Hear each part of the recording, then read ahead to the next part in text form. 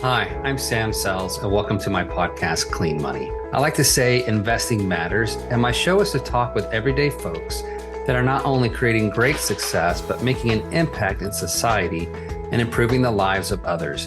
That is my mission, and I want to share my stories and others with you. Welcome to Clean Money. Thank you for joining with us today for another great episode of Clean Money, where we like to talk about making a difference in the world through our investments of time and resources. Today, my guest is Marc Cayle, who comes with over 25 years of franchising. Now, we've talked to franchisors before, franchisees before, and here's Marc is one of those guys who has a long history in this business, and he's done it for a very long time. So he excelled as a franchisor, a multi-unit franchisee, consultant, and has been part of transformative opportunities, earning accolades like Businessman of the Year. His passion lies in assembling exceptional teams and executing plans for tangible franchise ownership. As the visionary behind Fran Destiny, he aids individuals in transitioning from entrepreneurship to genuine business ownership, employing a tailored matching approach. Marc's success includes leveraging franchise models for profitable exits while maintaining a work-life balance. And he is a graduate of the University of Wisconsin-Madison and a lifelong entrepreneur. Marc is committed to helping others build wealth and create lasting legacies, something we care very much about here, through informed franchise ownership. His story is one of the passion, expertise, and dedication of empowering others in the dynamic world of franchising. Thank you for joining the show, Marc. Thanks, Sam. Appreciate being here. Yeah, so you started a long time ago. And the world has changed quite a bit. So can you tell us a little bit about your journey from entrepreneur, wanting to be an entrepreneur, to starting your own business and then to where you are today? Sure, I appreciate that. So yeah, I started back 30 years ago with a franchise company that was it had one unit. And I actually had sold them group health insurance because I was in the health insurance business right out of college. And the founder and I hit it off. And he came to me one day and he said, "Would you like to help me franchise this?" And I was like, "McDonald's?" Like I didn't even know anything about franchising. Yeah. And he was a Harvard MBA bootstrap guy. And he's like, "Well, we're going to learn together." And we literally wrote what was the Uniform Franchise Offering Circular back then. We wrote it together. Yeah. And he honestly, and I hope he never sees this, but he was too cheap to hire an attorney. Yeah. So we just muddled through it. But it was a really great way to learn every single thing about franchising. The company was a retail European style bread store, and they're still in existence and they're still growing, where they bake the bread right in front of people and they pumped the air, the venting right out into the street. So it Wow. smells good. World-class bread. And so I said, "Yeah, I'll help you figure it out." And that's what we did. And we grew it. I did every single thing in that franchise organization, from kneading dough at midnight Yeah. to selling franchises, to getting the layout and design figured out, to site selection, to obviously all the legal side of it. And I sold franchises, supported them, and I got the School of Hard Knocks on franchising in that deal, and it was great. That's yeah. So And you got then, free bread. yeah, we got free bread. And I have a gluten allergy, which I didn't know back then. It was killing myself every day and didn't have a clue. So one thing led to another. He decided that he didn't really want to expand that much faster then. Uh-huh. So that's actually when I went to the International Franchise Association conference in Vegas and met the founder of a company called FranChoice. And he came to me and said, "I'm kicking this thing off and I need someone to help me pilot it." And so I said, "I'm your guy." Because the reason was, when I had all these franchisees or prospective franchisees come to see this concept, some of them just weren't a good fit. And Yeah. I saw them walk out the door, and it got me so upset because I said, these people would be great for something. I just can't help them. Where with FranChoice, and I'm Fran Destiny is a company under franchise. We do business as Fran Destiny. We have the ability to have so many franchises in our inventory. We have over 250 of them now. So there's going to be something for everybody. And so that's really what really came together for me, is that I never have to watch anyone walk out the door again. I can help just about anybody do this. Wow. That's that's fantastic. So how many people have you helped, do you think, over the years? Hundreds and hundreds. It's a good question. I don't know the exact answer, but it's several hundred.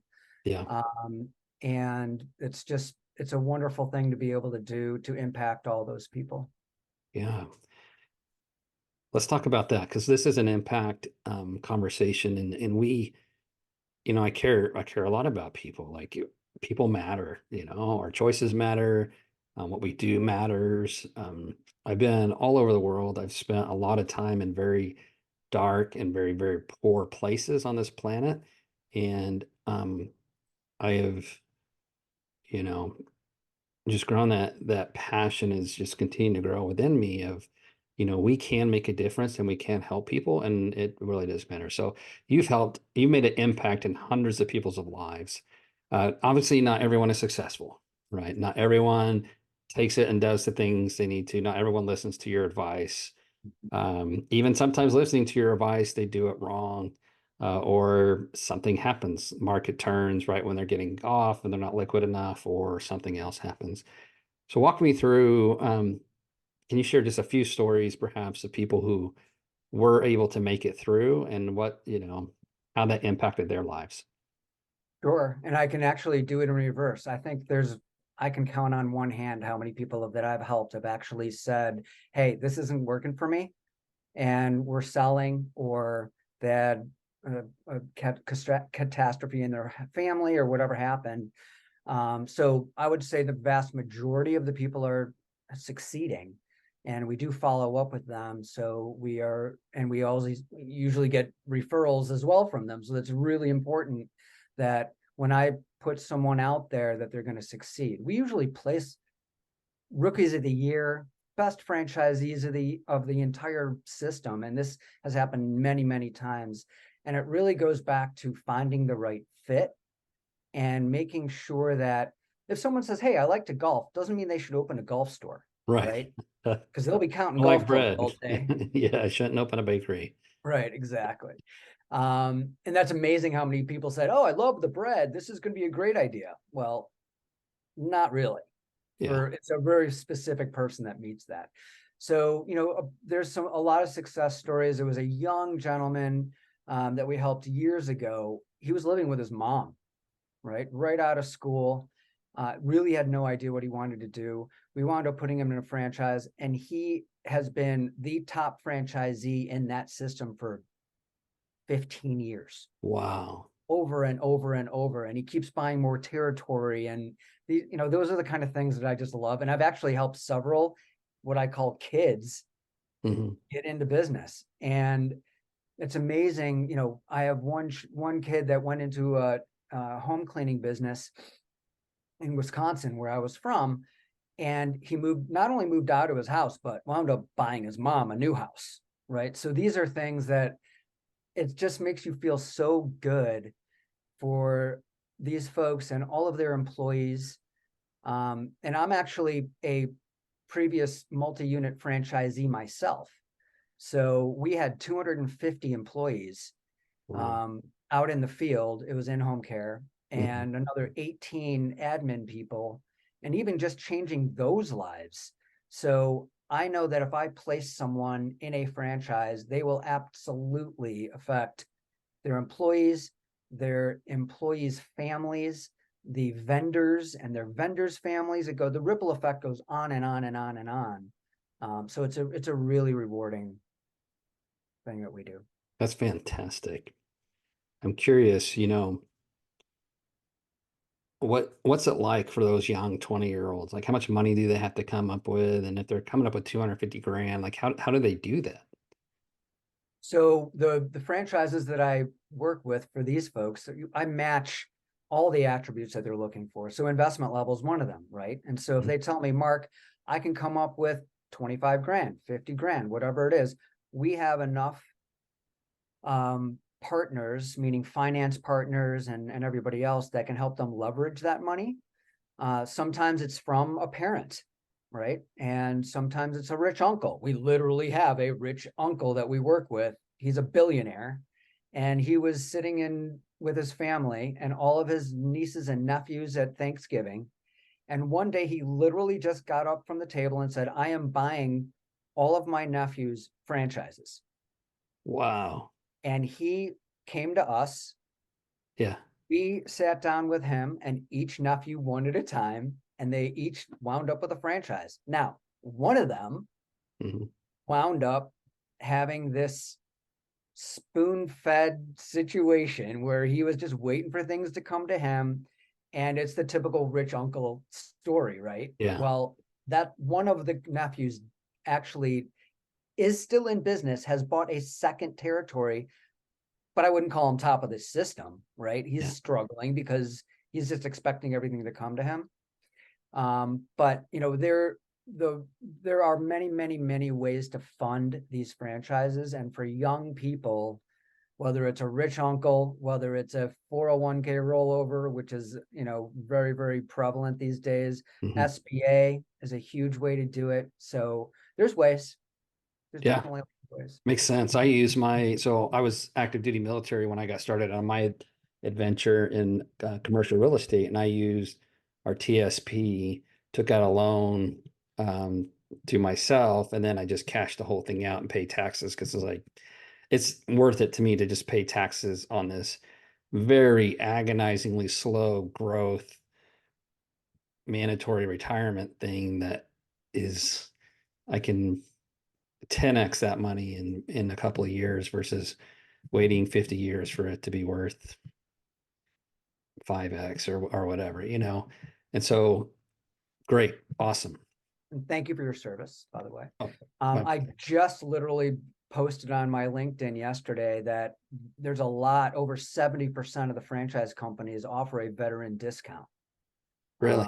franchise fee. Yeah. So appreciate all that you did. And, there's a lot of ways for veterans to get into franchising, and they're perfect franchisees too. They're used to following a system. They like things just laid out for them. And there's a lot of veterans that are top of the systems and franchises. That's fantastic. So if somebody wants to get started, um, what do they do? I mean, they reach out to you and then what? So we first have an initial call. I get to know them a little better, obviously. And then I would send them a link to a confidential questionnaire that just gives me, 50,000 foot view of what they're all about. And also liquidity and net worth kind of questions, so that each franchisor has their own requirements, right? Mhm. And then we have about a 2-hour consultation, and it's usually on Zoom, where we can look each other in the eye, which is great for video conferencing, because I've been doing this 24 years, and it was practically a rotary dial phone when I Yeah. started. Yeah. And so, we really dive into every attribute of the business. So like I said, if you love to golf, don't buy a golf store. Let's figure out, do you like a storefront? Are you more apt to do a service-based concept with people in a truck doing the services? What kind of hours do you want to work? What kind of employees do you want? Do you want skilled employees, unskilled employees? Do you want, um, you know, all of these different aspects of the business, so that even down to long sales cycle with a higher ticket versus a short sales type cycle with a lower ticket and higher volume. There's all these different things that we talk about, so that I can really hone in on what makes sense for you, right? People ask me, well, what's the hottest franchise out there right now? I was like, whatever fits you the best. That's the Yeah. hottest franchise, right? There's 4,000 franchises out there. So we get down to the nitty gritty. And then I build a model based on that information. I compare it to the inventory of franchises that I have, and they've all been pre-screened and scrutinized by the home office, so that we know that we would actually become franchisees ourselves. And then So I know that the investment level is right. I know that the attributes match. I know that the territory is available, Yeah. which is a huge thing, right? People can get all excited about a franchise, and if the territory is not available, they're not going to be able to do that franchise. So then we set up another call. I do the introductions of those franchises, and then we have a very, very, very systematic way to get people through the due diligence so that they're learning everything they possibly can to make an informed decision at the end. Awesome. Now, I'm going to ask you a silly question because um, we take for granted a lot of times the lingo of the business world, right? I know what a franchise is. A lot of people don't even know what a franchise is. So you may be speaking Greek. We probably have been speaking Greek this entire time. Like, that sounds amazing. I want to do it, but what is it? So just walk us through what a franchise is. Sure. So a franchise is typically a proven model,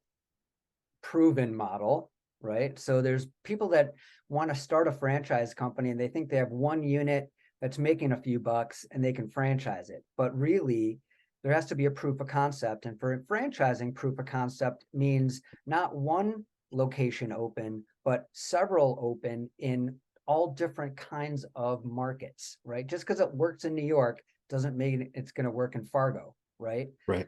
So it has to be a proven model. They have to have a very, very systematic way to do business and have that documented so that people can follow the recipe, right? Um, and then obviously all the trademarking and everything else that has to happen on the names and everything that they do.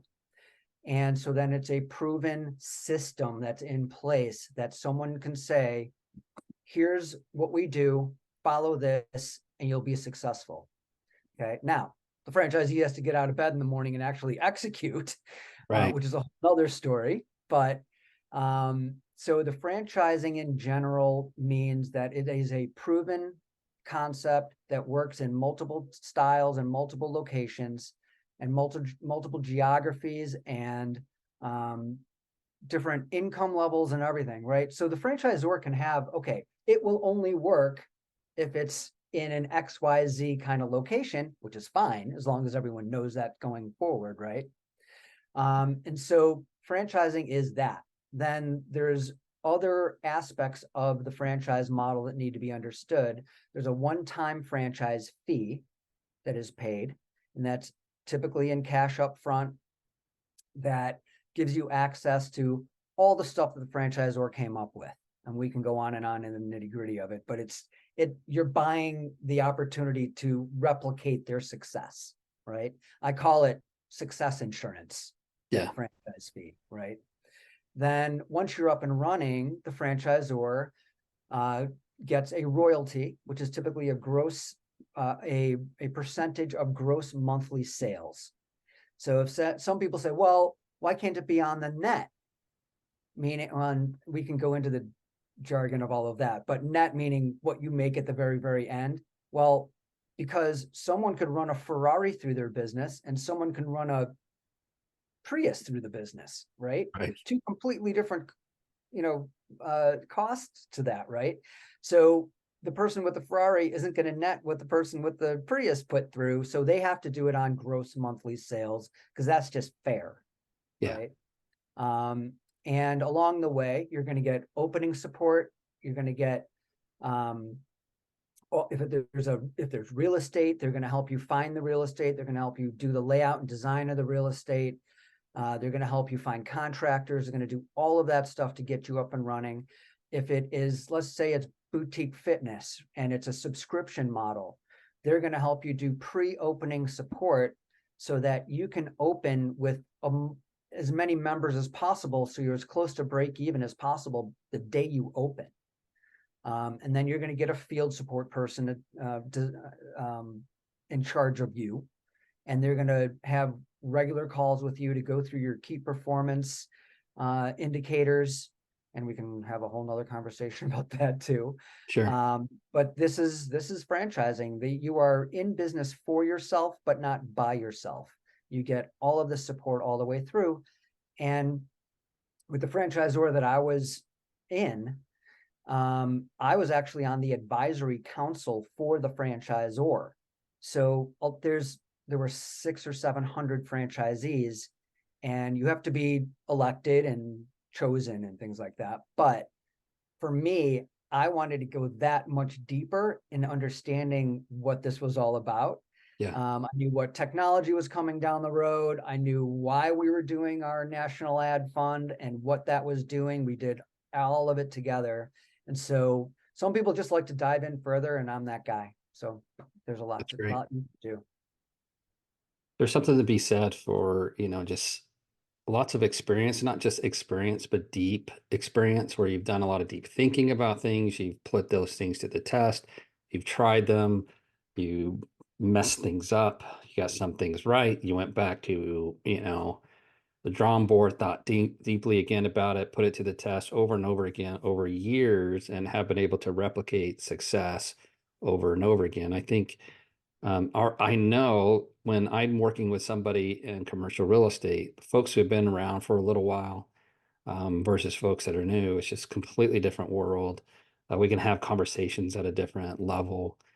Deals can get done much smoother. And, I know when I'm buying a property, if they've been talking to other people who are new and then talk to me like, oh, great, yeah, let's blah, blah, blah, blah, blah. Okay, good, cool. I'll send over the LOI and let's tackle this thing. And that, Mhm. it's different. It's just different. It is.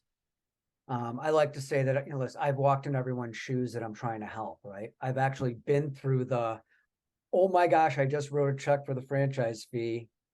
What did we just do? And back when we did it, my wife and I, um, the FedEx truck came because we weren't wiring funds or anything. Yeah.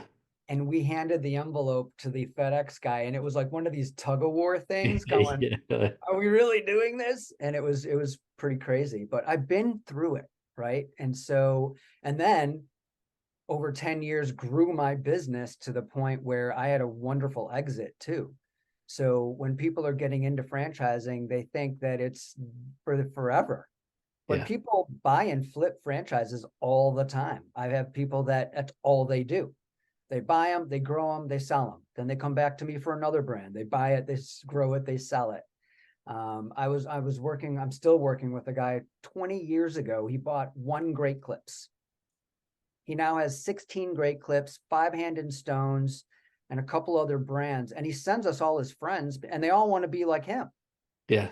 And it's just the most wonderful experience. And he never left his corporate job. He's a C-suite guy in IT.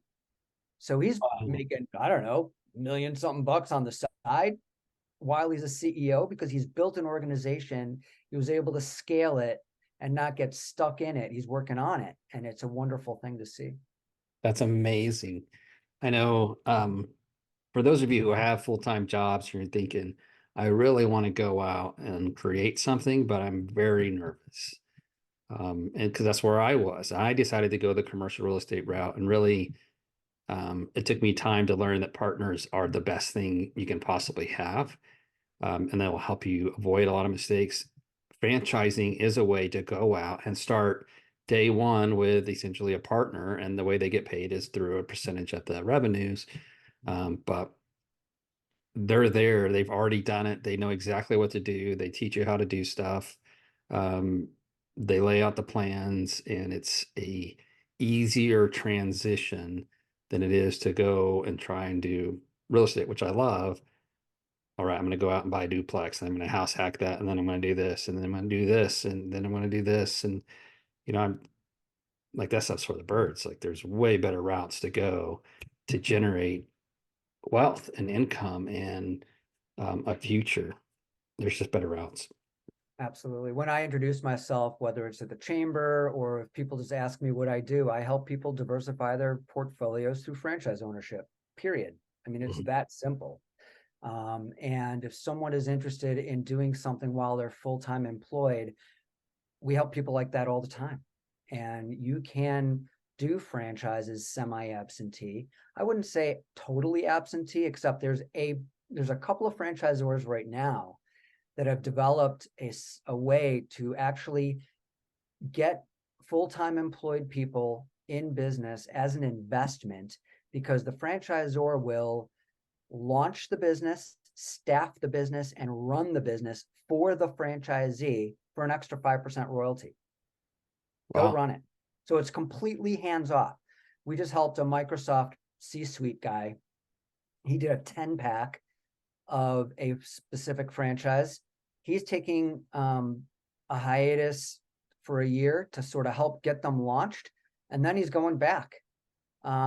So he is one example of someone that says, you know what, I don't want them to do everything. I want to have my hands in this thing a little bit. But there are plenty of people who are doing that now too, and it gets them diversified without having to, be worried about the market and what it's going to do and all of that. So there's definitely investor models out there, and we have helped many, many, many people do that. So if I want to own a Great Clips, do I need to learn how to cut hair? They don't want you to cut hair. And Great Clips is basically sold out at this point, so we don't Yeah, represent them. yeah. But there's a lot of hair care concepts that we do represent, and not even beyond hair. Most of the franchisors don't want you stuck in the weeds doing the work. Yeah. There's several models, right? There's an owner operator model where you're buying one unit, you're basically buying yourself a job. Even in that case, if you have one hair salon, you're not cutting hair. They don't want you to cut hair. They want you to manage the KPIs and then manage the business, grow and market the business, get out there and make it happen. So for the owner operator models, they are definitely way more hands-on. Then you have a multi-unit model where you open your first one, but you've reserved maybe 3 or 4 locations where you get your first one open and they put you on a development schedule. So your second one can open 12 to 18 months later. And then you put a manager in the first one, you're opening the second one, and then you just rinse and repeat until you've got 5 or 6 or 10 open. And by the time you're into the third or fourth one, you're opening those with cash from the first 2 or 3. And so it's a very interesting way to let it roll. I call it playing with the house money, right? I mean, you're just making it happen. You're rinsing and repeating. And sometimes what happens is with the gentleman with the Great Clips, he's at 16, he got landlocked. There was just no more territory. So he just bought a different brand. And interestingly enough, he can promote both of those brands at the count, here, you feeling like a massage today? They Yeah. do that. It's perfect. Yeah. Same customer. Yeah. Same customer. That's perfect. So once Yeah. you're playing with the house money, it's infinite returns, right? You're you're using money that it didn't pull out of your pocket. You're using that house money to generate infinite returns. It's fantastic. Yeah. So I've had a great discussion so far just about franchising, about impact and improvement. You've helped change a lot of lives. You've helped create a lot of wealthy families. You've created a lot of sustainable families that have sustainable cash flow. Um, Tell me, you know, what's next for you? You've been doing this for a long time. What's next? So I have a 24-year-old daughter and a 19-year-old son, and my daughter's off and doing her thing. She's great. My son has decided that he decided really, really young. He's just not a student. He's just not that guy, right? So eventually we will wind up going into business with him. He can sell you the shirt that you're wearing while you're wearing it. So we're not worried about that part at all, that he's got the gift of gab and the kid is going to be amazing. We've told him to go cut his teeth on other people's businesses first. Yeah. So he learns the ropes, and he just got he's transitioning from job to job a little bit to learn different things. He actually just got another great job yesterday. And he'll learn everything about it. It's a sales gig. And so we're going to wind up being in business with him. And eventually, if the right thing comes along, we'll do another franchise for us. But I think that since I've done that already, I think I can do this until my last breath. I love helping people figure it out. There's nothing more fun to me than to see people go from, I don't know if I should be doing this, I don't know, I'm unsure, to I'm gonna kick butt today, wait till you see what I do. And it's just the coolest feeling for everybody because they have it in it. um, and the biggest problem is that they let fear get in the way. Yeah. And to me, just fear is a byproduct of lack of knowledge, right? And so the more we can help educate them and put them at ease along the journey, the better they're going to be. And they ultimately do. They come around and they see that they've got it within themselves already. Just someone needs to pull it out of them a little bit. And so that's what I love to do. Yeah. Well, hopefully we've inspired some folks. You've inspired some folks. I know you've inspired me. I love the franchise model. I've known people to do very well in it. I've known somebody who did terrible. I had a very unfortunate experience with the franchise itself. Um, and so that's another great reason why you pick a really good person like yourself who's been around that can help you navigate through the franchises and make sure that the ones that they connect with are stable and strong and not going to go bankrupt Yeah, when the world turns, right? Because the world's turning, it's always turning. exactly. And so but today, I think he's the only one that I know that's had a just a really, really terrible experience, and he did not use a coach or somebody to help him. Yeah. And I would say that most of the failures that I've ever seen and heard of just picked the wrong concept, right? So it's really important. I mean, when you're buying a house, if you do it by owner, you never know what you're going to get, right? There could be stuff hiding in the ceilings or whatever. You just don't know. And when Mhm. you use a person that really is into it for your best interest to make sure that you're have a roof over your head or a franchise that you're running that is the best fit for you, that's what it's all about. Yeah, And my service is free. yeah, So, and the franchisor doesn't charge any more to use me. So why not? Right. yeah. Why not? It's just silly not to. But we don't know. People don't know. We don't know, and so you just think, okay, franchise. I want to own a McDonald's or a Taco Bell because my friend owns three Subways or whatever, and then they just go straight out to whomever. And it's like, well, there's more to it. It's just like real estate. You can go buy real estate on your own, or you can come work with a coach like us, and we'll be like, don't do that. Do it this way. Small difference, but it makes a remarkable difference in the end on cash flow and everything else. So Yeah. Well, and we provide the questions to ask the franchisees, the franchisors. We have funding sources at our fingertips. We have franchise attorneys that we work with that could help them get through the federal disclosure documents and all the legal reviews and all of that. We're a one-stop shop. So we make it as easy and simple and painless as possible. There's enough emotion going on during this process that we just need to take all of the logistics and package them up and make it easy. yeah. Well, great. So thank you so much, Mark, for joining the show today. How can our I almost said residents, how can our listeners get a hold of you? So we have frandestiny.com. And if you go to frandestiny.com/clean money, there's a landing page there with additional ways to get in touch with us. Fantastic. I love that. That's a great. Clean money is the best. That's how we roll. That's it. All right. Well, I'll make sure that is in the show notes so people can go and click there and learn more about franchising from with one of the most successful experts there are out there. So, Appreciate it. Mark, anything else that we missed? Um, I would just say that the biggest thing for people is fear. And sometimes you just got to do it scared. Yeah, I love that. Yeah, just do it scared. Yeah. Look, folks,